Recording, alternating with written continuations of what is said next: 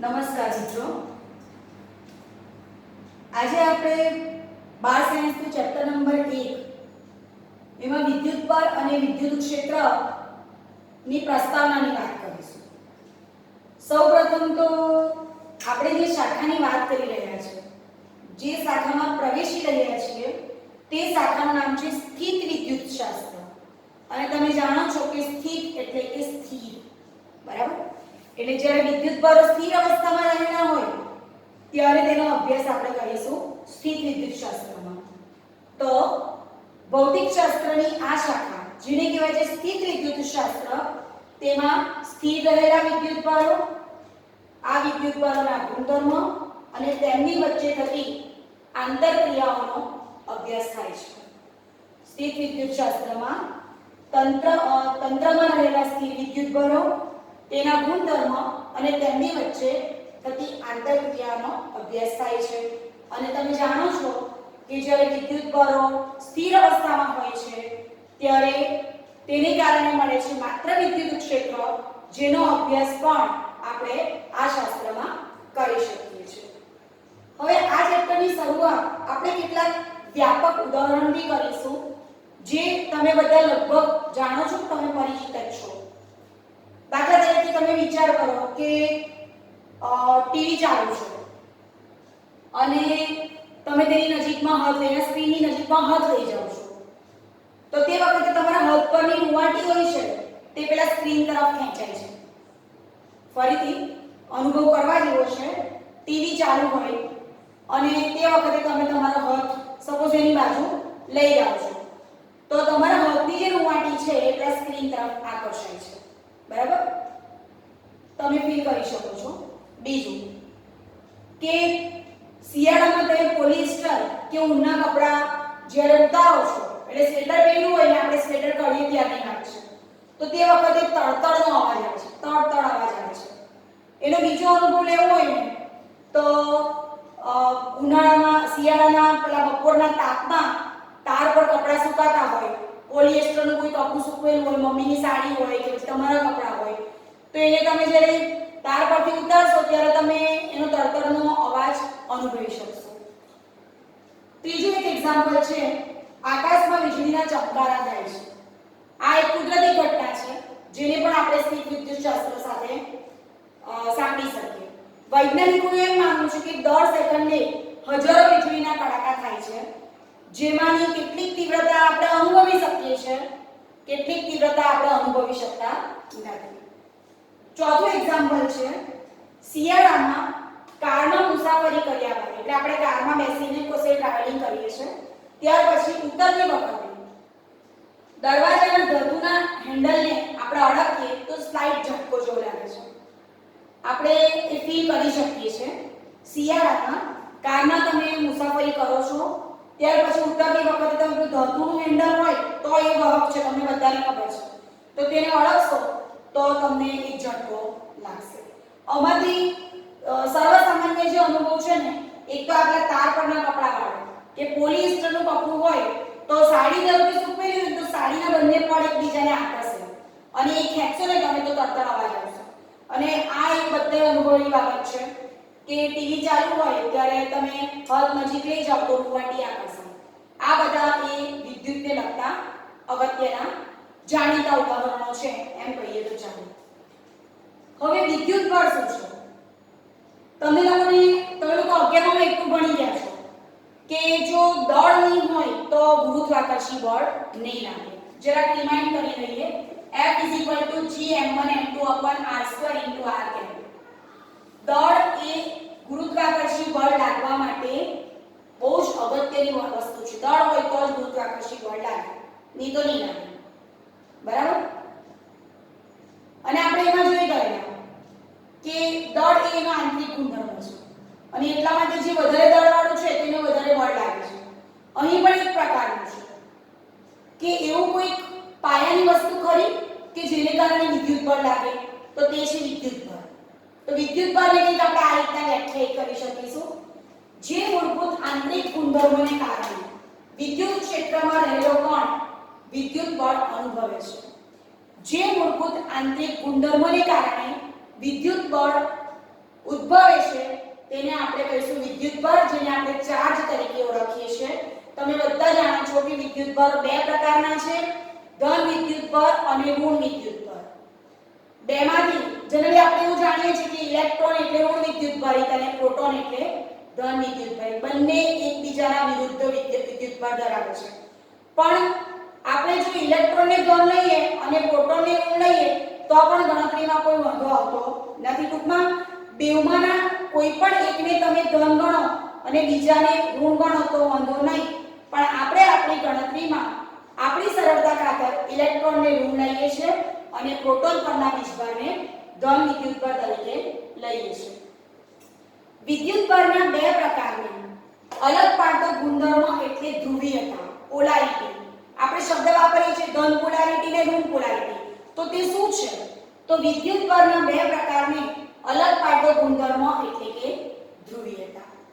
હવે તમે જે જાણો છો, જે સેકન્ડરીમાં આવી ગયું છે તેની થોડીક આપણે ચર્ચા કરીશું. દાખલા તરીકે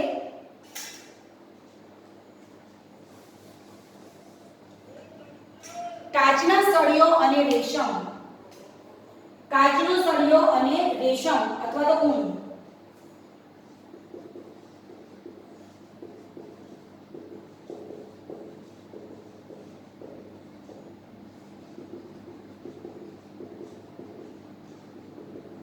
આ એક વસ્તુ તમે બધા જાણો છો કે કાચના સળિયાને રેશમ સાથે સંપર્કમાં લાવતા કાચનો સળિયો પોતે ઇલેક્ટ્રોન ઘુમાવીને ધન બની જાય છે અને રેશમ એ જ ઇલેક્ટ્રોન મેળવીને ઋણ બની જાય છે.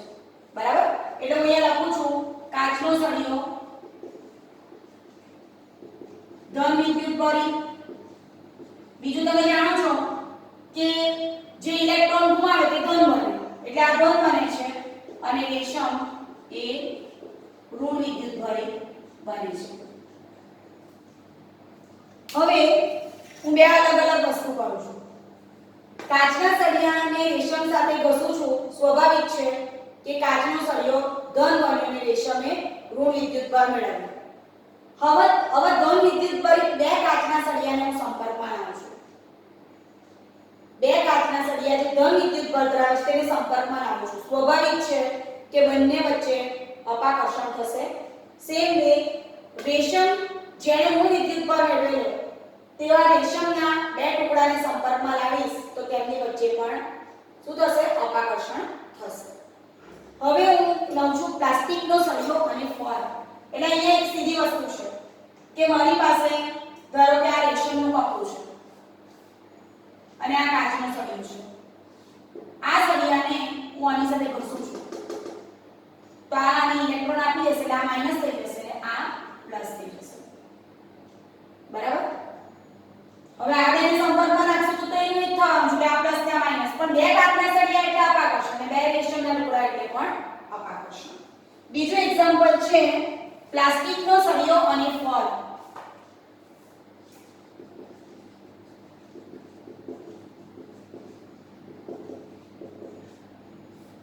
પ્લાસ્ટિકના સળિયાને ફોર સાથે સંપર્કમાં લાવવામાં આવે તો ફોર પોતે ઇલેક્ટ્રોન ઘુમાવી દે છે અને એ ઇલેક્ટ્રોન કોણ લે છે? પ્લાસ્ટિકનો સળિયો લે છે.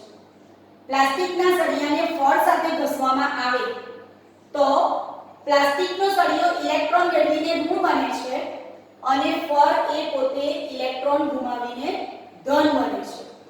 બરાબર? એટલે આ માઈનસ થઈ ગયું આ પ્લસ થઈ ગયું. હવે આવા બે પ્લાસ્ટિકના સળિયા જે ઋણ વિદ્યુતભારિત છે એને સંપર્કમાં લાવીશું તો બંને વચ્ચે અપાકર્ષણ થશે. સેમ વે બે પરના ટુકડાને સંપર્કમાં લાવીશું તો તેની વચ્ચે પણ અપાકર્ષણ થશે. હવે તમે ત્રીજો વિચાર કરો કે જે કાચના સળિયાએ ધન વિદ્યુતભાર મેળવેલો તે એટલે કે ઇલેક્ટ્રોન ઘુમાવેલા તે અને જે પ્લાસ્ટિકના સળિયાએ ઇલેક્ટ્રોન મેળવેલા તે. એટલે આમાં આપણે જે કાચના સળિયાને રેશમ સાથે ઘસ્યું ત્યારે કાચનો બની ગયો પ્લસ અને પ્લાસ્ટિકના સળિયાને ફોર સાથે સંપર્કમાં લાવ્યા ત્યારે પ્લાસ્ટિકનો સળિયો બની ગયો ઋણ.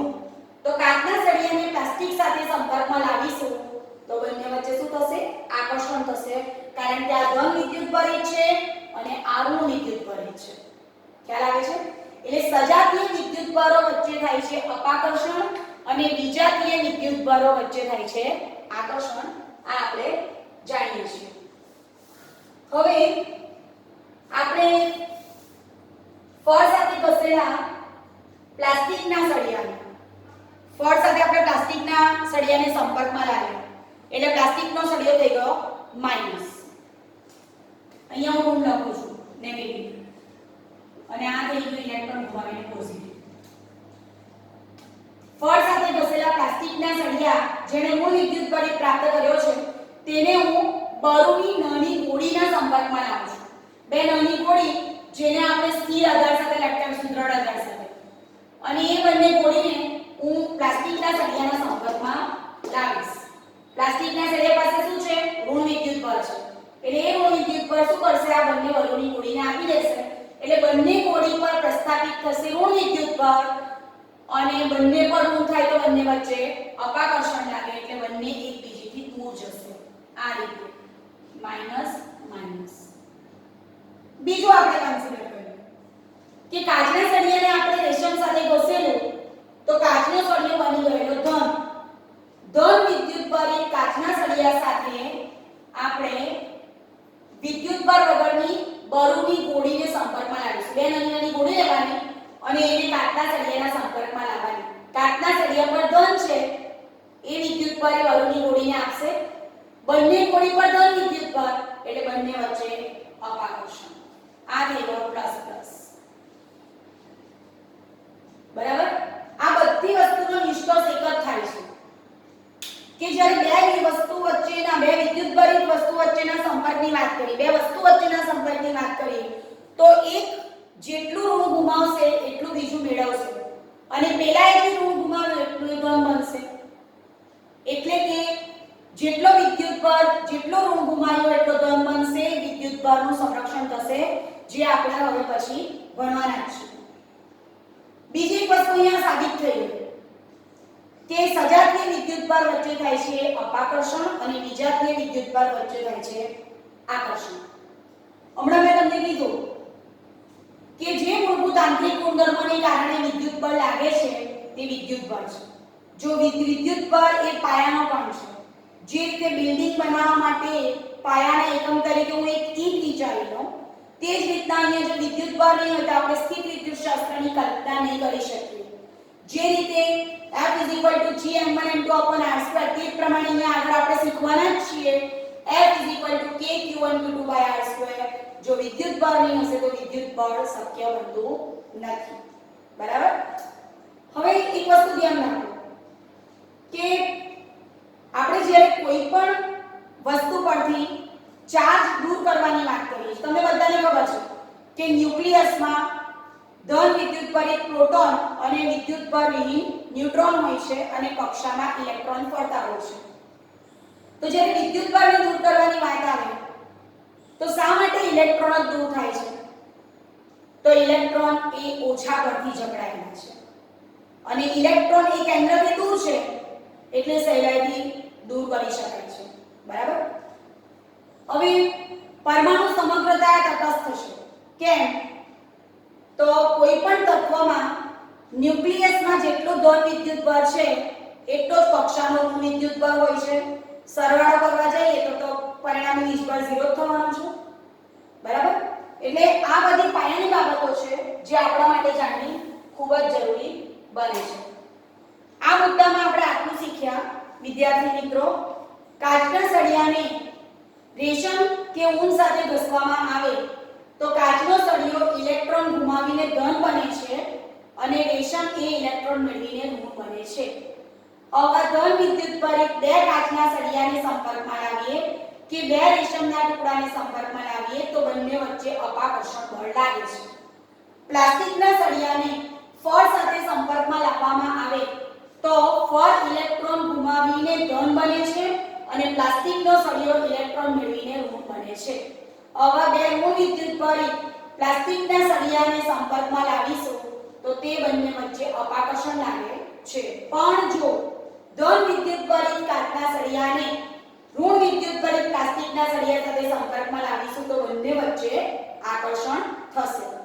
ધન વિદ્યુતભારિત કાચના સળિયાને આપણે બરુની કોડીના સંપર્કમાં લાવીશું, બે સમાન કોડીના સંપર્કમાં લાવીશું તો એની પર ધન વિદ્યુતભાર હોવાથી બંને ધન વિદ્યુતભાર વીંધશે અને બંને વચ્ચે શું લાગશે? અપાકર્ષણ બળ લાગશે.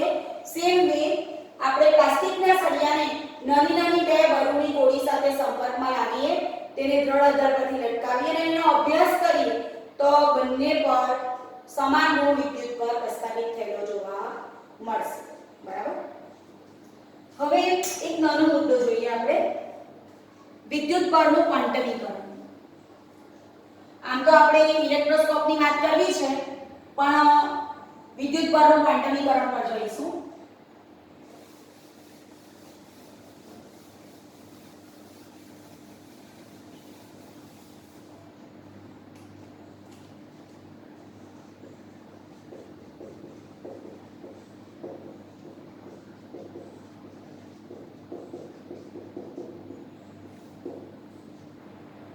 કુદરતમાં કેટલા વિદ્યુતભાર મળે છે? તો આપણે તો જાણીએ છીએ કે પ્રોટોન ને, ઇલેક્ટ્રોન ને, પોઝિટ્રોન ને, મેસોન ને, પણ કુદરતમાં ઘણા બધા પ્રકારના વિદ્યુતભારિત કણ મળી આવે છે. તો વિદ્યુતભારનું ક્વોન્ટમીકરણ એટલે શું? તો કુદરતમાં જેટલા વિદ્યુતભાર મળી આવે છે આ બધા જ વિદ્યુતભારના મૂલ્યો કોઈ એક મૂળભૂત વિદ્યુતભાર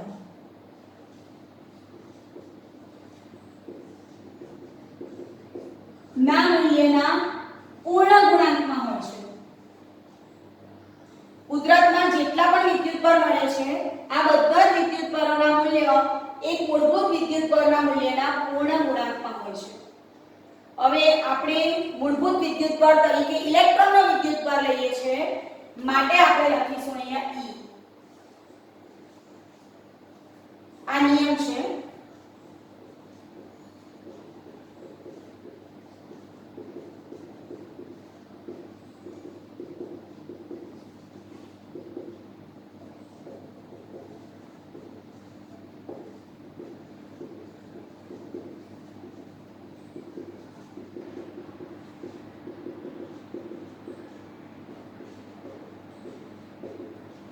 ઇલેક્ટ્રોનનો ચાર્જ તો આપણને બધાને ખબર જ છે. E is equal to 1.6 into 10 raised to minus 19 coulomb. એનો અર્થ એ થાય છે કે મારે વિદ્યુતભાર જોઈતા હોય તો મને કંઈક આ રીતના મળશે. હું એની કિંમત મૂકીશ, પૂર્ણ ગુણાંક શબ્દ છે.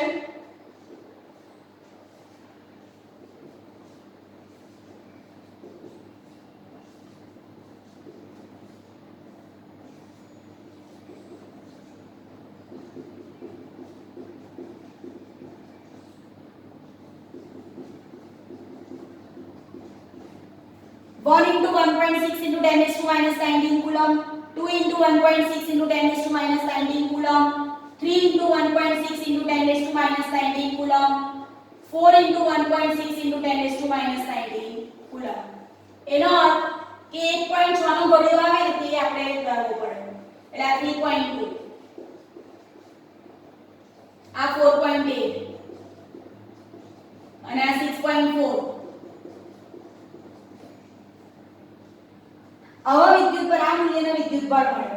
હવે આપણને ધારો કે 2 × 10⁻19 કુલમ જોઈતો તો તે નહીં મળે. જો વિદ્યુતભાર તમારે જોઈતા હોય ને તો 1.6, 3.2, 4.8, 6.4, 8.0, 9.6 આ રીતના મળશે. પણ એની વચગાળાના મૂલ્ય વિદ્યુતભાર ધારણ કરી શકે નહીં. આ જ ક્વોન્ટમીકરણ છે. અહીંયા જોઈએ 1 × 1.6 × 10⁻19 મળે, 2 × 1.6 × 10⁻19 કુલમ મળે, પણ 1.5 × 1.6 × 10⁻19 કુલમ કોઈ દિવસ નહીં મળે. એટલે જોઈતું હોય તો 1E, 2E, 3E, 4E, 5E મળે, પણ એના વચગાળાના મૂલ્ય વિદ્યુતભાર મેળવી શકતું નથી. આને જ આપણે ક્વોન્ટમીકરણ કહીશું.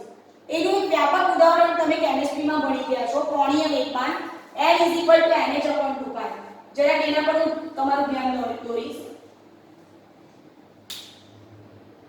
કોણીય વેગમાન એ h/2π ના મૂલ્યના પૂર્ણ ગુણાંકમાં હોય છે. કોણીય વેગમાન 1h/2π હોઈ શકે, 2h/2π હોઈ શકે, 3h/2π હોઈ શકે, પણ 1.6h/2π કોઈ દાડો નહીં. તો એ ક્વોન્ટમ બધા જ વિદ્યુતભારોના મૂલ્ય એક મૂળભૂત વિદ્યુતભારના મૂલ્યના પૂર્ણ ગુણાંકમાં હોય છે એની આપણે ચર્ચા કરી. આ એક પાછળથી આવતો મુદ્દો છે પણ એ આપણે જોઈ લીધું. બીજું કે જ્યારે આપણે વિદ્યુતભારના સરવાળા કે બાદબાકી કરીશું ત્યારે સાદામાં સાદી વૈજિક રીતનો ઉપયોગ કરીશું. બરાબર? હવે આગલા વિડિયોમાં આપણે ઇલેક્ટ્રોસ્કોપની વાત કરીશું અને વિદ્યુતભાર પ્રેરણની વાત કરીશું. કુલમ્બના નિયમ પર પહોંચ્યા પછી તમને ખ્યાલ આવશે કે સ્થિત વિદ્યુતશાસ્ત્ર શું છે. આભાર.